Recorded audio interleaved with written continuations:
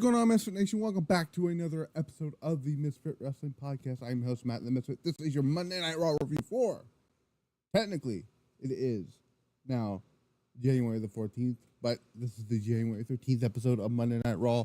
My God, what a very good professional wrestling episode we just saw happen. 2 minutes, not 2 minutes, 2 hours, under 2 hours and 30 minutes. Triple H wasn't lying when he said they will go as long as they want to. They do not have to worry about the news. They do not have to worry about whatever fear factor or, Grizzlies knows best or whatever the stupid show that comes on after it's Chucky, whatever. They don't have to worry about that anymore. And so they get to go as long as they want here. But yeah, I quite enjoyed this very much episode of Monday Night Raw. We had an excellent opening match with the debut of Pentagon Jr. Penta. He's going to be known in WWE, which is pretty fine by me. For our debut, we'll talk about his match. But for our debut, they chef's kiss. Triple H and WWE hit a home run. He's going to be a star for WWE. And I can't wait for his brother to come in as well. Aleister Black is next to come in, and I can't wait to see what happens with him. We also had technically four new entries into the WWE Royal Rumble matches. We'll talk about that. Some first, I guess, sort of like shifting in the brands. We found our first. Technically, I know Braun Strowman got switched over to SmackDown, but this is the first real confirmation of the brand split. Or not brand split. The brand transfer window being happening because the Wyatt Sicks have moved over to SmackDown, which we'll talk about it. I don't know how much I'm going to talk about it, but it is basically confirming that the Wyatt Sicks program with the Final Testament is done. One match with the Final Testament, and it was one of them basically. I don't know why. We'll find out at some point, but yeah. But please do me a big favor if you're in the chat, if you're here with me tonight. Hit that like button, comment down below after the show goes off the air, or if you want to get into the chat, you can get on there as well. And the live chat, that is. And hit that like button. Subscribe, youtube.com/atmospherewrestlingpodcast. You go to the Power Driver Pulse on you go to Twitter, Power Driver Pulse, or at Power Driver Pulse. Instagram, if you want to follow me there, that's fine by me. Last night we did a 6.5 hour stream with my good friend Blitzball Champ Gaming. We did a live watch along of the Kurgan Hall Stardom show, where we saw Athena defend the Ring of Honor Women's Championship against Tekla, basically setting up a rematch between the two, possibly for Super Card of Honor. That's all on the channel as well. And I believe that's all my plugs. Though I don't have an ad for it tonight. I might have to make one. I might not. I don't know. But my good friend Yumi Nakamura, the guitarist and founder, of Iron Roses, is releasing the compilation album that I was talking about, of the unreleased songs. She has putting that together. It's going to come out on March the 14th. Go please pre-order that right now. The one of the songs you just heard from that album is called Echoes of Love Lost. I may actually, when we close out, I may actually play another song from the album. If you guys want to hear one, I might, just let me know in the comment in the live chat if you want to hear another song from the album at the end of the show to when we close it. So, just let me know. She's giving me free reign. She's only gave me a couple songs from the album that I believe. Let's see, what songs are actually available from there. We have Echoes of Love Lost. We have Fractured Heart, Mechanical Dreams, and Legends of the Iron Dragon. So, I'll probably play something, but just let me know if you guys want to hear something or not at the end of that as well. So, Monday Night Raw from San Jose, California. First of all, I do want to give my condolences again. I said it on the stream last night to the people in the path and the homes and every areas that were affected around that area of the wildfires. You guys, firefighters and all that stuff, first aid people are doing phenomenal jobs, so keep it up there. Also, something I did want to mention, because I talked about this briefly last night, Melina is found safe and sound, which is very good. I'm so happy that she's found. So that is awesome news. I'm trying to see if there's any other plugs I want to get out of the way first. Probably not. I don't think so. I don't think I have any more plugs. I don't think so. Yeah, I don't know. I don't think so. I don't think I have any more plugs here. But we kick things off with CM Punk. CM Punk, who came off victorious, or coming off a victory from last week's show, against Seth Rollins in the main event. Now, I want to ask. I try to explain this to people all week, and first of all, I want to say those people who bitched and moaned last week about, oh, this is especially Michael Hamflet, that piece of crap on Walt Culture, he was basically going on about, oh, all the Triple H era is dead now, and all that stuff. They're going like, the I don't know, Renaissance. I don't know I don't know what he called it, but ended last week with last week's show. I'm like, it was, first of all, it was one show. It was what it was designed to do. It happened, and then we were right back to business. That's what tonight was. We went back to the regular scheduled programming that we see every Monday night. Well, that we saw on USA Network. I thought tonight's show was so much better than last week's show. This was a professional wrestling show, by the way. So, yeah. But CM Punk started the show here. He came out. He acknowledges the firefighters and first responders working to put out the wildfires in Los Angeles. Says that it's good. Then says it's good to be alive on a Monday night in San Jose, California. By the way, CM Punk, I just want to point that. I want to make this out. This is pretty funny. Last week when it was New Year's Evil, obviously we have a new NXT Women's Champion, Julia, which I don't think he was on the show. I know Obafemi was there. He was shown right before the Gunther promo. But CM Punk posted on social media, not social media, Instagram, and said it was a picture of him in between Cora Jade and Roxanne after they lost their matches, and it was quite funny. And it said, "I'm smiling because I'm proud of you two," which I like. You fucking hilarious motherfucker. But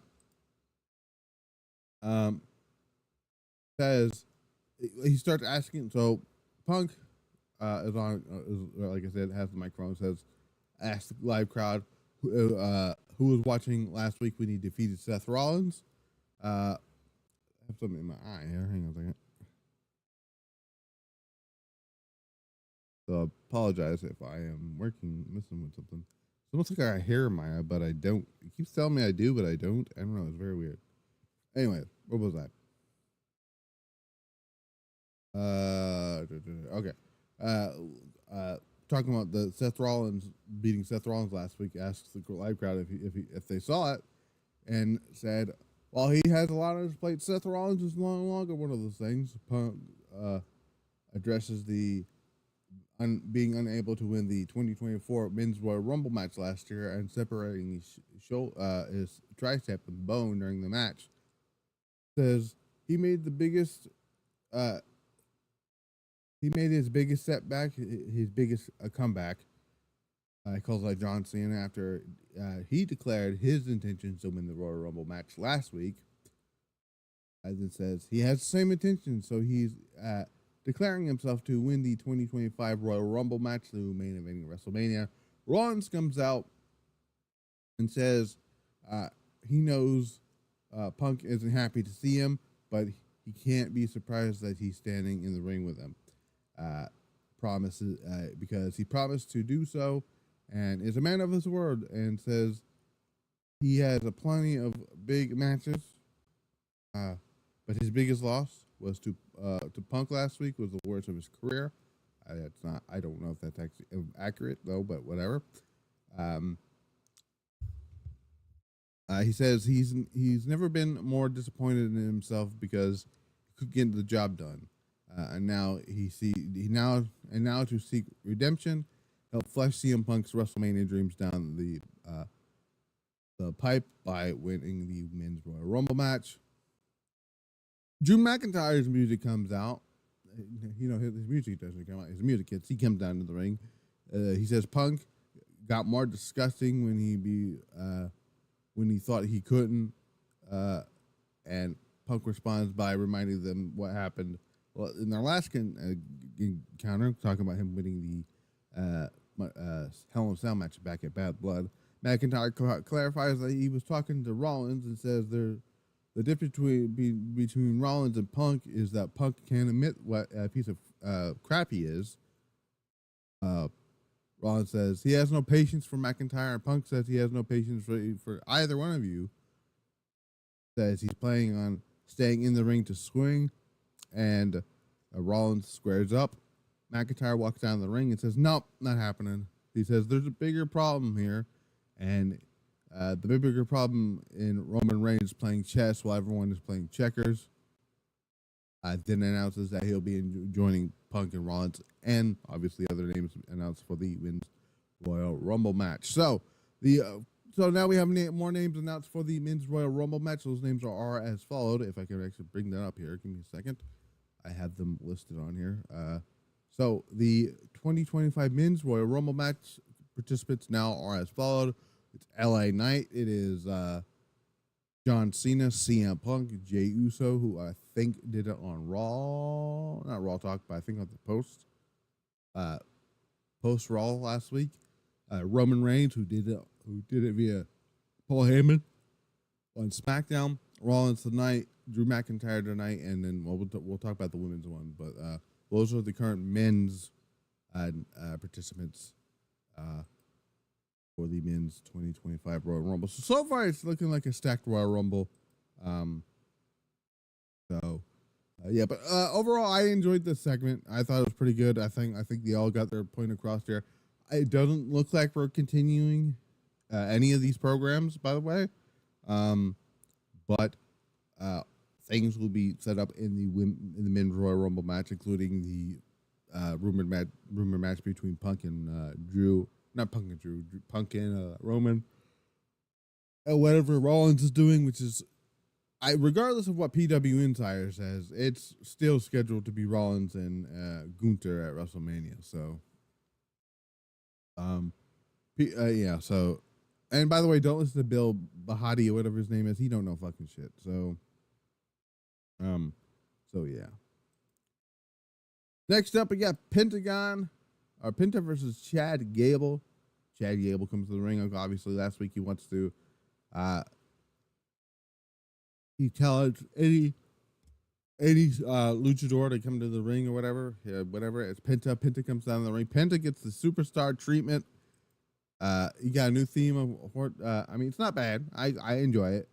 I feel it's quite funny because they cooked with Penta's team, but they fucking chat all over. Oh my god, what else do I need? Dakota Kai's theme. So I just thought was very weird, but they did it that way. But he came out with the superstar treatment. He got the Cero Miedo thing, which is pretty cool. He basically did his full AEW entrance. He got the pyro and everything. The crowd popped, and 3 minutes into the match, as soon as the bell rings, the people are cheering and starting to chant Cero Miedo. Early in the day, like 12, maybe it might have been 12 hours earlier, WWE Shop decided, hey, let's just post Pentagon stuff on shop. Everybody knows who it is, so yeah, it is. So yeah. But this match is fucking incredible. I love this match. Not one commercial break during this match, so you get to see the whole thing, all 13 minutes and 21 seconds of it, which I think is pretty cool. The bell rings. Penta looks to hit his signature center Miedo pose. When that happens, it could be great in matches. Gable intercepts Penta, catches him with a side headlock. Gable transitions to a pinfall. Penta immediately kicks out.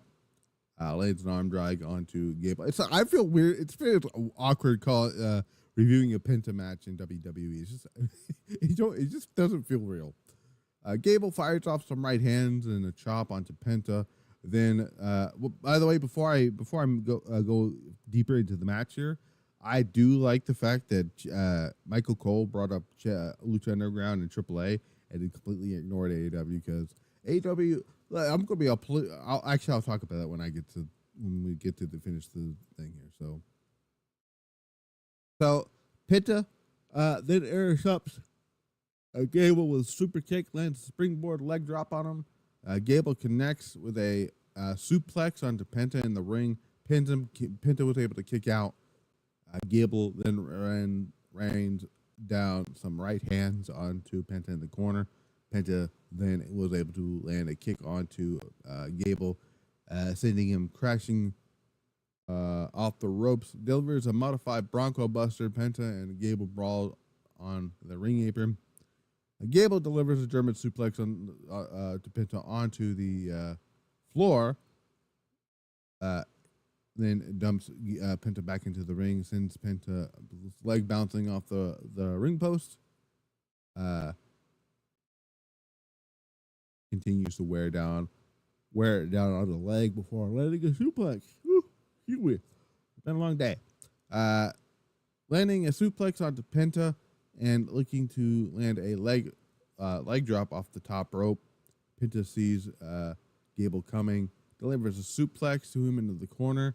They start exchanging chops to one another. Penta hits the sling blade onto Gable, sends him crashing onto the floor over the top rope. Then he flies to Penta then flies to level him onto the outside. Penta dumps Gable back into the ring, lands an enziguri on Gable from the ring apron, sends to the top rope, lands a crossbody on him, connects with a kick on Gable in the corner, sends him crashing. Gable hits a German suplex onto Penta before Penta responds with his patented Mexican destroyer, goes for the pin. Gable kicks out.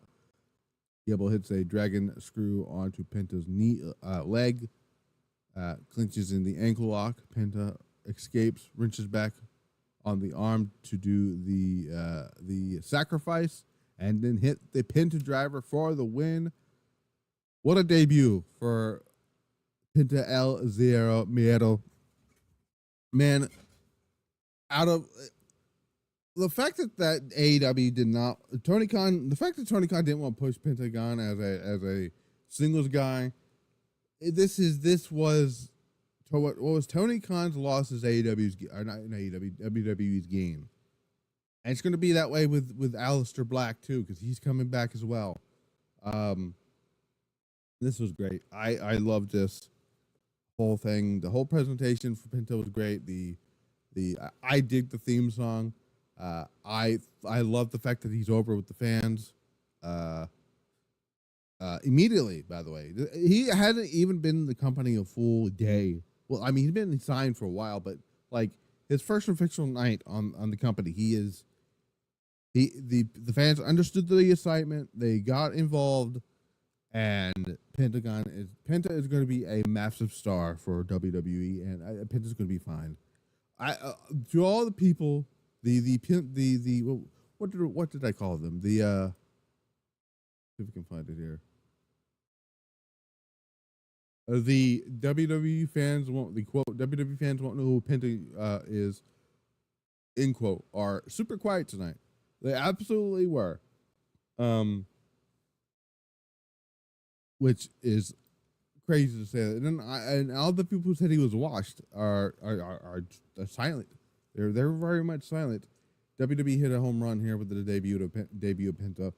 And you know, the more I thought about it, this was the right choice to save him for this show, and Chad Gable was absolutely the perfect first opponent for you know what what should happen if you're bringing in a new male wrestler from another promotion, Chad get like a big somebody who can have fantastic matches like we saw with Penta tonight.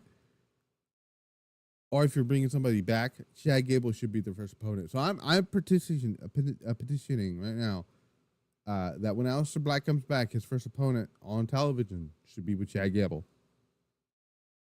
Saying Aleister Black, Chad Gable in 2025 under Triple H on the main roster, 13 minutes. Let's go. But yeah. So then afterwards, we did have a post-match promo here. Penta grabs the mic and thanks the fans before voicing his excitement for the new era in WWE and the new era Penta. And he said some things in Spanish, which I don't know what he said because I don't speak it. So, but he seemed very excited about it. Took me a while to realize the people in front row were his family. I was trying to figure out at first I thought it was just a random a little girl in the front row crying that Penta made his debut. No, it was his daughter, and I thought that was very, very adorably sweet and heartwarming to see. So yeah, very looking forward to see what Pentagon does next in WWE. Great first impression for people who haven't seen Penta wrestle before. I'm glad he got to keep some of the moves that he did, like the Penta driver and the sacrifice. He did get to do the Zero Miedo thing and all that stuff here. They got merchandise. Most of it's already sold out. He got a mask and everything. So doesn't look like he's going to use the package pile driver, at least for the time being, because they've obviously made the package pile driver a big deal with Kevin Owens. Which I'm fine with. The Penta driver is a great move too. So, or the Made in Japan, as I know it as, from Shingo Takagi. So, again, very good match to start the show here. Penta killed it tonight.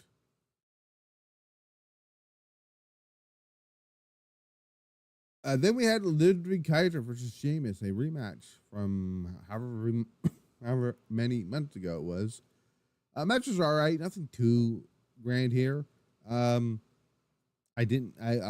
kind of hoping they didn't do this match again, but Sheamus got the unfortunate win here. I really thought Kaiser should get out of here. We're going to go straight to the end here, but Sheamus gets Kaiser up on his shoulders, ascends the middle rope, then sends him crashing down with the white noise from the middle rope, goes to the pin. Kaiser kicks out, but Sheamus intercepts him. With a jumping knee, Kaiser then mocks Sheamus, looks to hit Landon Enziguri and catches him with a brogue for the win. After the match, it was either after the match or during the match, we seen a stare down between Braun Breaker and Sheamus, and announced for the January 27th, I think. I think it's January 27th. Let me look here. Saturday night's main event. I think it's January 27th. Let me look here. Yeah, so all right. So it's January 25th. Braun Breaker will defend the Intercontinental Championship against Sheamus. So that should be a lot of fun. Another match that was basically announced for that show was the World Championship match. Gunther comes down to the ring. This is his first night on the Netflix era. And he says, he followed Raw last week and says, Gunther says this, and says, while he was impressed with the production, he wasn't impressed with the performers. A lot of people weren't outside of the main event. Says everyone is fighting for their own personal drama, and the only prize worth fighting for is his World Heavyweight Championship. Jey Uso's music hits. He makes his way down to the ring. Tells Gunther that now that his family drama is settled, no, not it's not. He has his sights set on Gunther's World Championship, at Saturday night's main event, which is the weird thing that he randomly is all of a sudden the number one contender for that, but okay. Gunther makes it clear that he doesn't take Jey Uso seriously. He calls him a really good tag team wrestler, which is nasty work there by Gunther. Before telling him that he isn't on his level, he says, while main event is a nickname to Jey, it's a place that he belongs and should stay, and he should stay out of championship business. He said, that's what Gunther says. He says he's willing to defend the World Heavyweight Championship against Jey, but the choice is ultimately up to him. Well, I mean, he did challenge you for it, Gunther.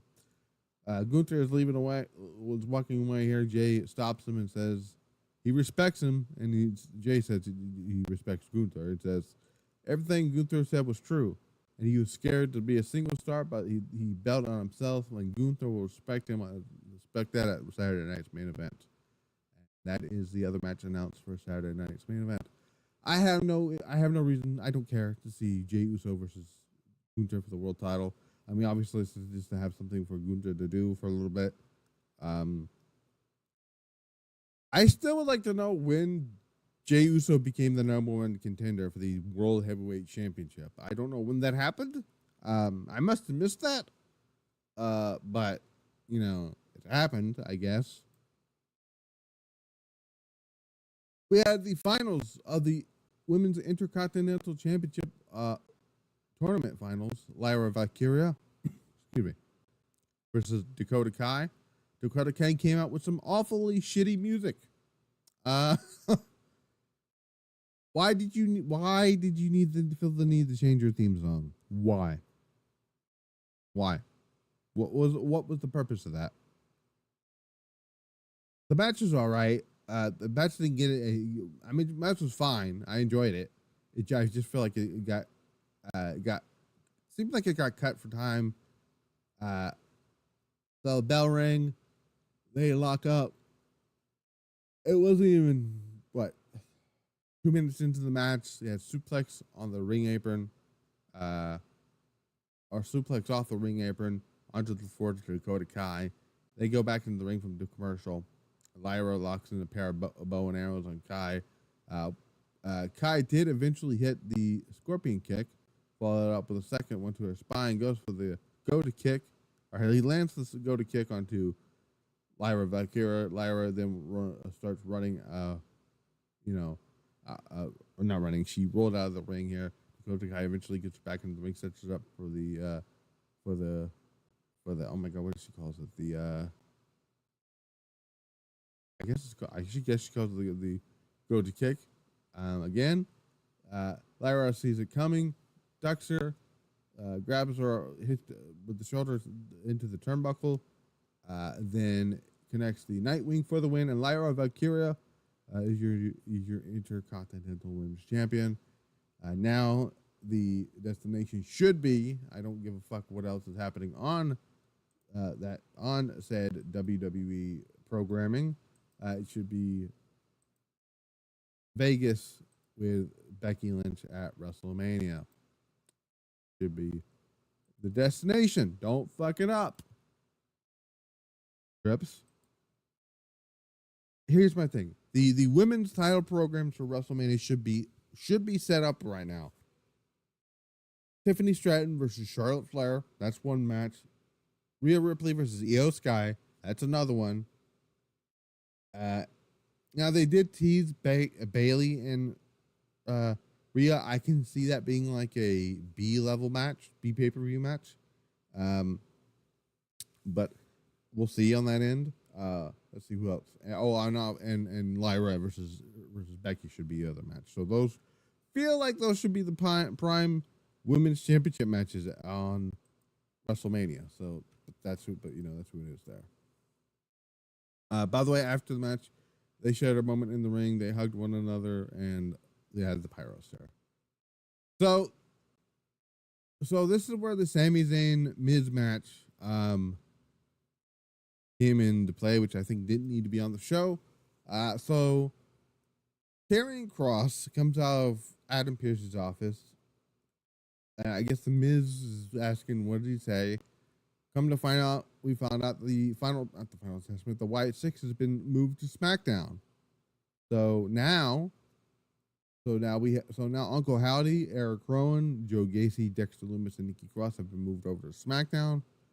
And it seems like the storyline with the Final Testament has been killed. And here is my honest opinion. I don't care. I'm losing every week. I'm starting to lose interest in the Wyatt Sicks. Nothing against the performers. I'm not blaming them. It's the management. Like, I had a feeling this was going to happen with the Wyatts. You know, for a couple of weeks, for the first few weeks that they were around, they were the hottest thing on the show. And then they had the match with the American Maid. Disappeared for God knows how long. Then they randomly were put in a feud with the fucking Final Testament that now that when I tried to tell you guys this it was a terrible idea in the first place, and I was proven right. And now they're on SmackDown. What the fuck are they going to do on SmackDown? I don't know.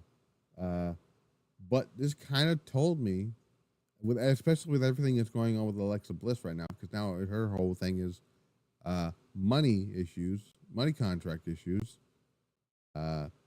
Regardless whether or not she resigned or not, I now am on the belief that they're not going to put her with the Wyatts. I feel like Netflix is going to want her on Raw, given that she's one of their, I guess, top stars. In a way, I mean, to them, she will look like a top star. So, yeah. What did they do on SmackDown? Hell if I know.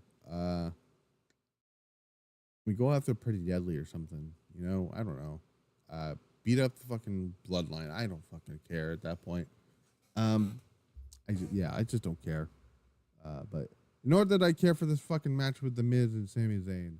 Sami Zayn actually wins with the Blue Thunderbomb. Why was this on the show? Why? What was the point? What was the point of you wasted this match could have went the time that was given to this match could have went to the women's Intercontinental title match. Now, yes, I know that would have been 4 matches, but come on now. We hear from the new women's world champion Rhea Ripley, who thank God it has the championship now. And I was worried because people were like on their impression like they're gonna have Liv Morgan come out during this, and thank God she didn't.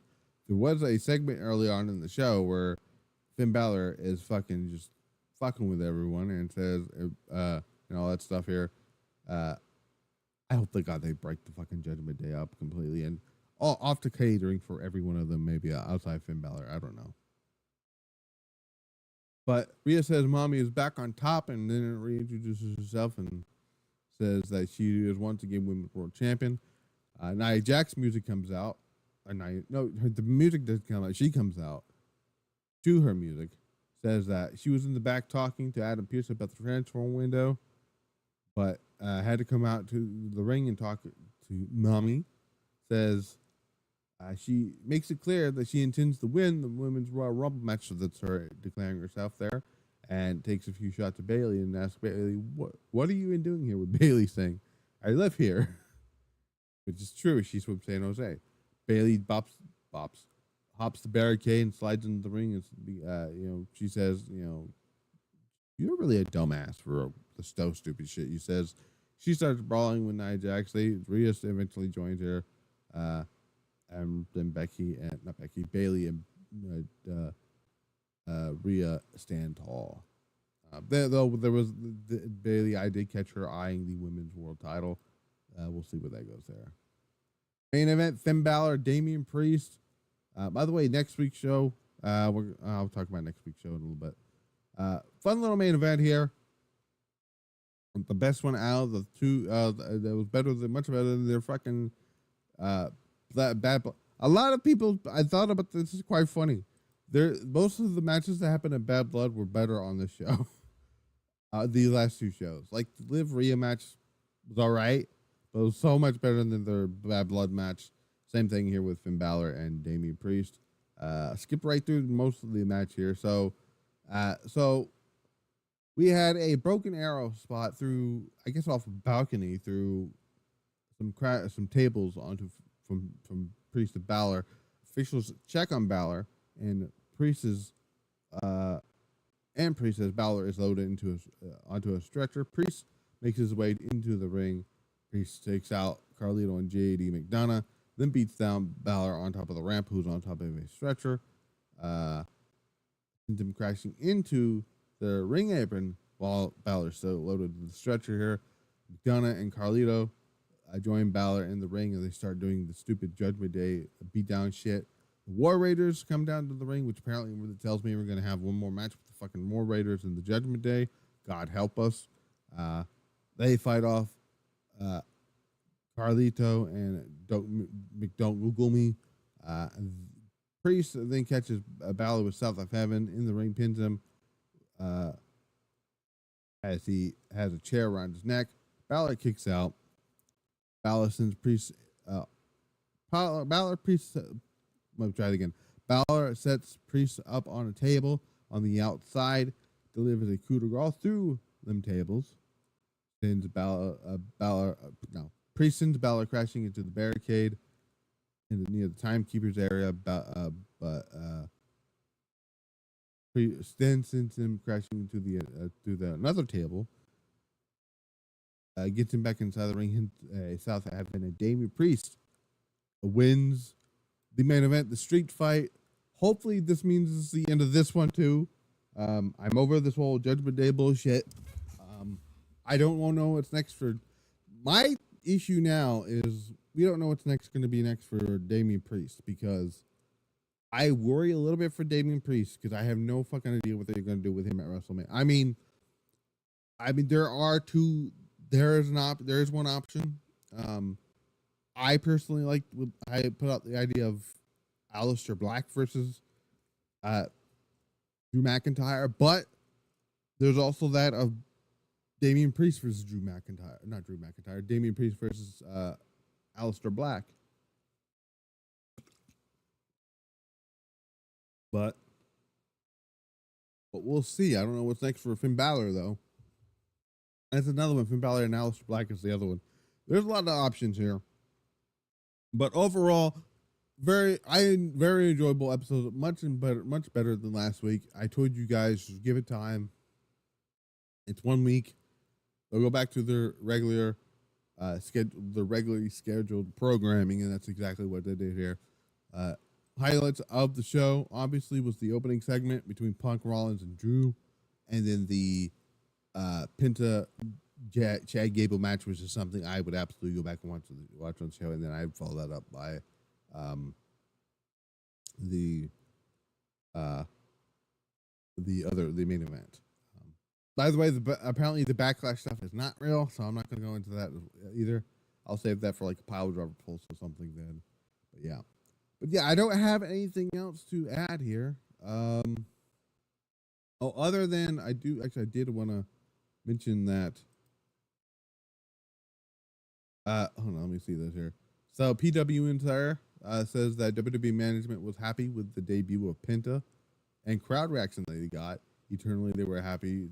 The early Penta merch numbers were doing well as well. So yeah. But other than that, I don't think I have. Oh, this is interesting. So all Penta related posts across WWE social media currently has 8.5 million views in over 4 hours. So that's amazing for Cero Miedo. So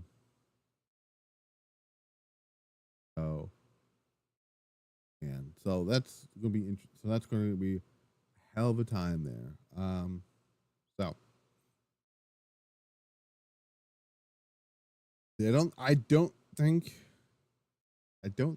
not going to go into the Corey Graves stuff yet because I'm going to wait and see. I'm going to find out more about that before we get into Tuesday to NXT tomorrow. So I'm gonna wait for that. So yeah. Apparently, some talent weren't thrilled that the Penta Chad Gable match combined with the Penta's. Wait so long. Well, they're not mad at Penta. They know Penta's first language isn't English. They're more upset with management. So don't go after Penta or Chad Gable for that, especially Penta. So other than that, I don't think I have anything else for this week. I'm hoping. I hope. I'm hoping I'm going to try to. Listen, I know I keep saying I'm going to do an NXT review, but I never get to it. So I may or may not do an NXT review. I'll just say it in that particular framework there. So I will let you guys know tomorrow night following NXT. It's going to be the first NXT post.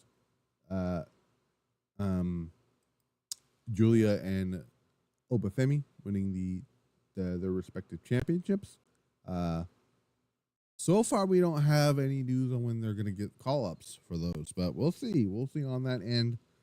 But other than that, I've been Matt the Misfit. This has been the Misfit Wrestling Podcast, and I'm actually going to play out a new song here from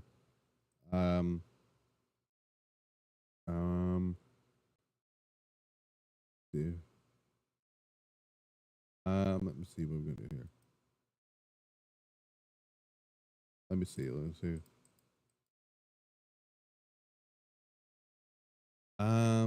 Yeah, actually I'm gonna play out. Yeah, so I'm gonna play out Mechanical Dreams off the new compilation album from Iron Roses, Echoes of the Vault, Echoes from the Vault, the Lost Chronicles. So, yeah. Until then, I've been Matt the Misfit. This has been the Misfit Wrestling Podcast. I will see you guys back here. Hope maybe tomorrow, maybe not. I'll let you guys know. Out. Peace.